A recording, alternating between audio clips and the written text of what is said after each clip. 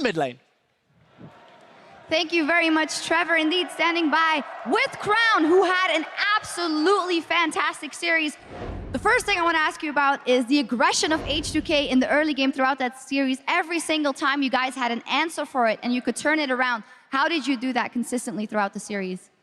이제 H2K 팀이 이제 매 경기마다 초반에 적극적으로 공세를 펼치면서 이제 삼성팀을 압박했는데 또 그때마다 매번 이제 침착하게 맞받아치면서 경기를 이제 승리로 이끄셨습니다. 어떻게 그렇게 매 경기마다 초반 난관을 극복하셨는지 말씀해 주세요. 네, 그 H2K 팀이 초반에 엄청 매섭게 잘 플레이를 하는 거를 경기에서 계속 봤어요. 그래서 저희도 준비하면서 초반만 조심하자 이렇게 생각하면서 이제 초반에 좀 조심하면서 했는데도 엄청 매섭게 해서 네, 좀 실수가 많았는데 그래도 이제 그때마다 저희가 중요한 거를 좀 계속 생각하면서 서로 콜을 해서 계속 중요한 거는 지키면서 플레이를 했기 때문에 역전이 가능했던 것 같아요. So while preparing for this match, we saw that H2K put a lot of emphasis in the early game and their aggression in the early game. So we just kept telling ourselves that we have to be careful in the early game and not make those mistakes. Yet we did had some difficult time because of H2K's aggressions, but we just kept on talking how we should not give up the important objects like towers and like dragons, and through that I think we were able to turn around the game. And you guys closed it out 3-0. You are now on a 10-game winning streak and into the final. No other team at this tournament can say that. How have you been able to dominate every single one of your opponents in that 10-game winning streak? 지금 삼성팀은 이번 대회에서 유일하게 10연승을 지금 하고 있는 팀인데요. 그 10연승을 올릴 수 있었던 비결이 무엇이 있을까요? 비결은 그냥 일단 다들 열심히 했고 그다음 하늘에서 도와주신 것 같아요. 운이 좀 많이 따랐던 것 같아요. 네. So I think with a bit of luck and everybody's hard effort, we were able to do that 10-game win streak. Well, a bit of luck, maybe still no Korean team met, but now you're going up against the defending world champions, SKT, at Staples Center. What are your hopes and goals for that matchup, as it will be a tough nut to crack? 이제 드디어 마지막 끝판왕인 SKT, 이제 전 시즌 우승팀인 SKT와 이제 LA 스테이플 센터에서 붙게 되었는데요. SKT와의 대전에서 어떠한 기대치를 이제 가지고 계신가요? 결승을 가는 게 지금 좀 가는 게 맞는지 싶어요. 지금 기분이. 근데 어제 경기를 보고 새로운 목표가 생겼는데 SK를 이기려면 미드를 이겨야 되는 것 같아요. 그래서 이기고 싶어졌어요. 그래서 열심히 할 거고 네, 지켜봐 주세요. 감사합니다. I still can't even believe that we're going to the finals, but watching SKT's match yesterday, I had a new goal. I realized that in order to beat SKT, we have to win in the mid lane. So my new goal is to beat Faker, and I would really like to accomplish that. So keep cheering for us, and thank you. All right, well, thank you very much. We will see if that happens. Crown and Samsung Galaxy off to Staples Center to the final of the World Championship. There we have it, Samsung Galaxy, a 10-game winning streak, moving on to LA Staples Center to face off against the reigning world champions in SK Telecom. New goal to beat Faker. Very dangerous things to say before playing Faker. Faker in the press conference afterwards said he was annoyed the crowd was cheering for Peanut. Like, this guy definitely wants to be known as the best player. He said in the interview that he himself felt like he has risen back to the level of undisputed best player in the world. So there you have it. I mean, if Crown wants to take him down, he himself has to put up a world's best performance. But I like it. That's a gauntlet you throw, right? They're not going to go into this final and be like, we can't do it, of course. And as the best player on that team, in my opinion, that is what Crown is. You have to be able to take it to Faker in that mid lane. So, you know, for a young kid, a little bit of brashness, a little bit of cockiness is definitely justified when you carried your team this far into the world. Absolutely. They looked stellar this entire tournament and deserve to move on with confidence. Now, before we do kind of preview all those matchups, I want to take a step back and look at this three-game domination by Samsung Galaxy, and in particular this game, again, probably accelerating even more over the first two in a win. And when do we start drawing the comparisons? Because for a second time in a couple of years, the Samsung team is going with one loss into a finals, and their mid-game is where they get it done. Who did they lose to in both years? I think they lost to TSM or someone like that. I can't remember exactly. But this team controls vision in a very similar way. Is able to set up their teleports and their team fights. And then when they go to 1-3-1, they look just as good. I mean, they play multiple styles, and we saw it in this best of five, They were able to get it done very Felt well. like a best of 3. That's how quick it was. So I hear you there. All right, but Crepo, talk to me about, once again, this early game here, because it was put together very smartly by Samsung Galaxy. Yeah, the reason I let them talk so much is because we highlighted a phase here brought to you by Acer. I'm just going to steal that for one more time here because I want to see that replay right now.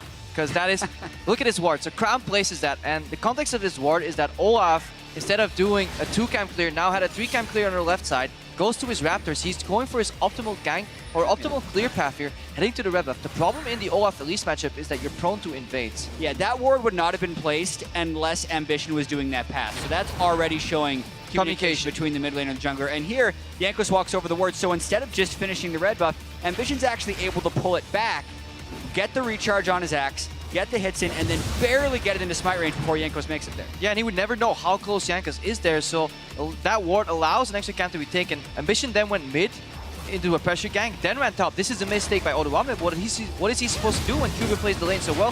He ganks top, he swings the one super winning matchup in the late game, Trundle versus Poppy, gets QV the advantage, and this is how I like that Samsung plays together. It all ties together, from ward to super clear, gank path, top lane, the matchup gets switched on its head, and suddenly Samsung is in complete control for the rest of the game. And I just love that he doesn't waste time trying to contest Jankos in his own jungle, right? He's like, no, this team is so efficient in the way that they act and move around the map. And everything has to go right there. You get double summoner spells, you get the deep ward. That means you can track the Elise. You get the shove in the top lane with the Poppy, which you don't normally get unless you really want it because you get out-traded. So I really do think that this is one of those players that highlights that 4 players are on the exact same page. And that's impressive. As I said, like, you have to start drawing comparisons because this young squad is like looking real formidable. Player of the game here, we got to recognize, is going to Ambition. I mean, that's part of why, just the presence of mind. And then if we look back to that #1 game, Spawn, you talked about it, him being the eldest member of the team, kind of that veteran there, definitely keeping them in it. Yeah, they talk about it so much. You know, the heart and soul of the team, the person that leads the communication.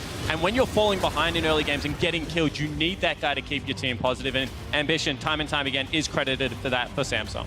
Yeah, so good at working with the team. I think if I was the one choosing this, I may have given it to Crown because of the mid lane play, but I absolutely understand the choice because of the pathing and because of who was making the plays. So many good uses of Fog of War, and also in that game 1 when they were against the ropes, he came up with the big plays on Nidalee. And also because we said to beat this H2K lineup, you have to slow down Jankos, you have to be able to stop that top jungle synergy, and they were able to do that in multiple occasions. I mean, talking about stellar players, you already mentioned Crown, but we got to look at Kuve as well. In game 1, he got ganked plenty. In game 2, he got ganked plenty, but he continually won those matchups and was able to turn them around. Yeah, definitely. They're just revealing sturdy player after sturdy player after sturdy player that can then hopefully go head-to-head with SKT. It's going to be a tall amount of the climb for them. But Crown, I'm excited to see what he could do. Challenge Faker a little bit. He just gets more out of these certain champions than he's supposed to. Like, Victor's not supposed to go even or ahead in some of these matchups, but Crown somehow makes it possible by getting really good early trades. Yeah, he's an absolute machine, but we keep talking about, you know,